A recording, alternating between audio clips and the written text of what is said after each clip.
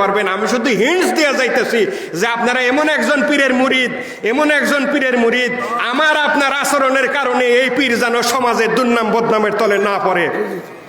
যার কারণে খাজা এনায়েতপুরী বলছেন, বাবারা তোমরা এমন কোনো কাজ করো না যার কারণে আল্লাহর দরবারে হাসরের ময়দানে আমার মুখ দেখাইতে আমি লজ্জিত বোধ করি। এমন কোনো কাজ তোমরা করো না।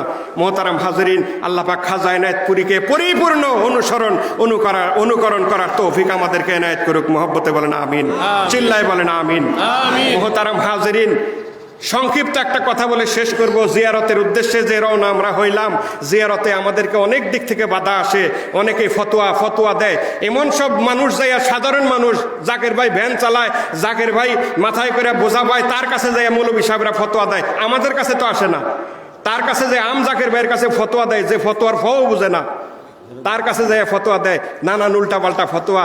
জিয়ারত করা যদি না জায়েজই হইতো, রাসূলুল্লাহ কেন বললেন মানজারা কাবরি ওয়াজাবাত লাহু শাফাআতি? সুবহানাল্লাহ পড়েন।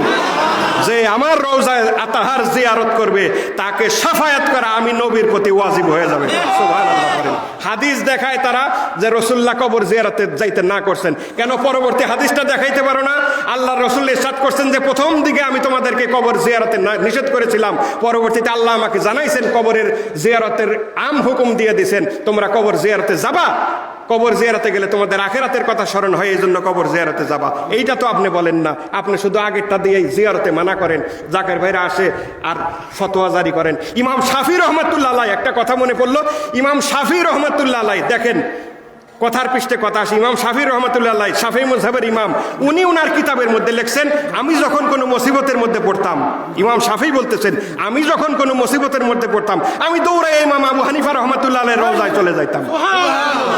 আমি দৌড়ে ইমাম আবু হানিফার মাজারে চলে যাইতাম, সেখানে 2 রাকাত সালাত আদায় করে ইমাম আবু হানিফাকে ওসিলা করলে আল্লাহর দরবারে দোয়া করতাম, আল্লাহর সাথে সাথে আমার সেই দোয়া কবুল করতেন। ইমাম শাফি আলেম ছিলেন না? উনারা তো হাফেজে হাদিস ছিলেন। শুধু আলেম বললে তো ভুল হবে। উনাদের বর্তমান জামানার আলেম, উনাদের একটা জুতার কণার ধুলির সমান তো দাম নাই আল্লাহর দরবারে। তো উনারা আলেম ছিলেন না? উনারা ফতোয়া জানতেন না? কাজে ফতোয়ায় বিভ্রান্ত হবেন না। আপনারা এই হক বাণীগুলা দুনিয়ার সব জায়গায় প্রচার এবং প্রসারের ব্যবস্থা করেন। আল্লাহ তৌফিক দিলে আবার কথা হবে, আবার দেখা হবে ইনশাল্লাহ। আপনারা ধৈর্য ধরে থাকেন। ওরস শরীফে প্রত্যেক দিন ইনশাল্লাহ যোগ্য ওলামায়ে কেরামগণ আপনাদেরকে ওয়াজ নসিহত করে শোনাবেন। আমি জোরে কথা বললাম, চিল্লায় কথা বললাম, খাজা ও তার প্রতিনিধি আমাকে যেন দয়া করে মাফ করেন। শুধুমাত্র পীরের হুকুম পালন করলাম। আল্লাহ হায়াতে রাখলে আবার দেখা হবে, আবার কথা হবে। ও আখিরু দাওয়ানা আনিল হামদুলিল্লাহি রাব্বিল আলামিন। আসসালামু আলাইকুম ওয়া রাহমাতুল্লাহি ওয়া বারাকাতুহু।